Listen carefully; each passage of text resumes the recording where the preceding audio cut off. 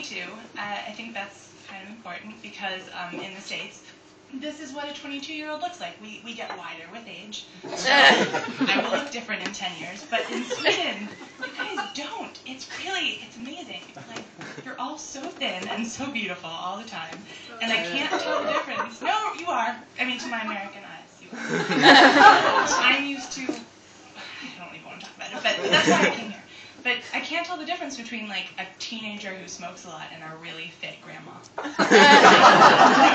Like, ask me, it's a game. I live in Copenhagen. They play with me. They're like, you know, how old is that person? I'm like, I don't know. It could be a 4-year-old who swears a lot.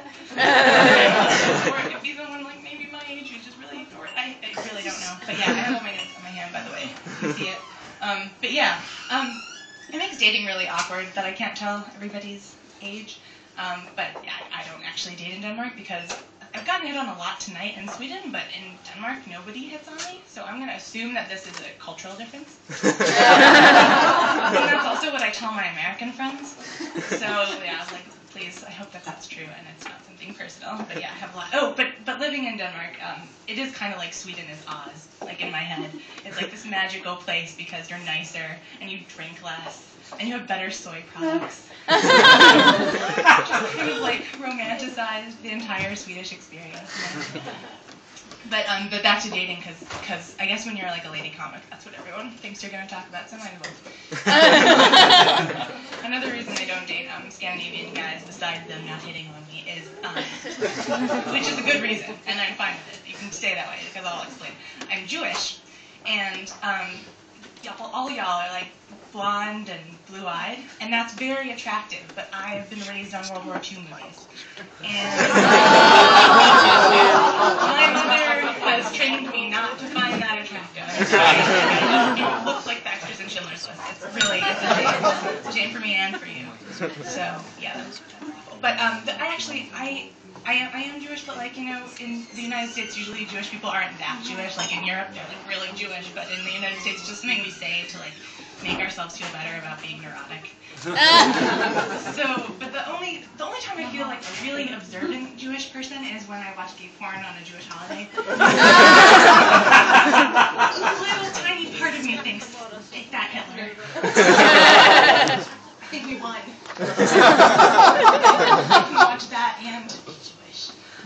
So yeah, and yeah, oh god, so many things, so many jokes that just don't make sense being in Sweden. You guys are so nice.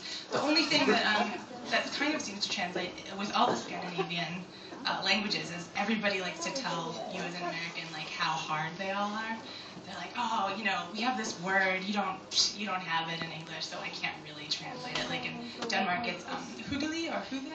We talk about, and they're like, oh, it's like cozy, or like, oh, it's like nice. And I've lived there long enough that I kind of understand now. It just means functional alcoholism.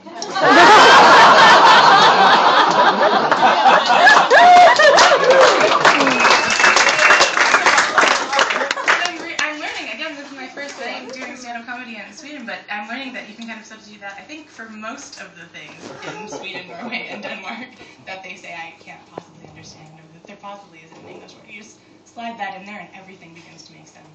So, yeah.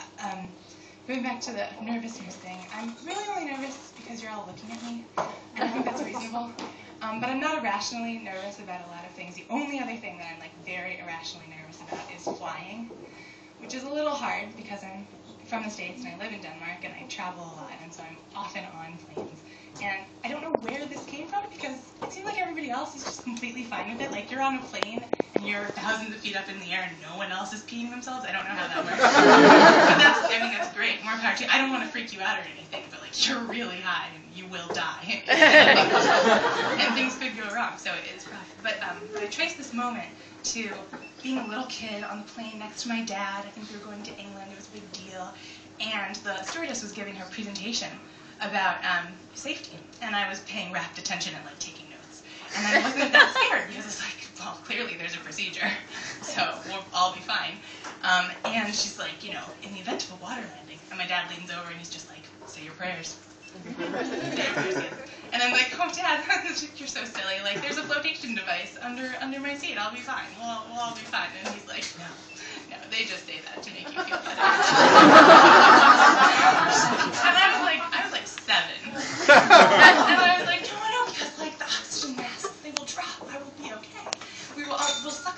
take the flotation device into our seats and we'll slide down the slides and all will be well. And he just like shakes his head. Just like, he's like, I'm saying my prayers, I suggest you do the same. That's why I'm afraid. That's the end of my stat. Thanks, it's been great.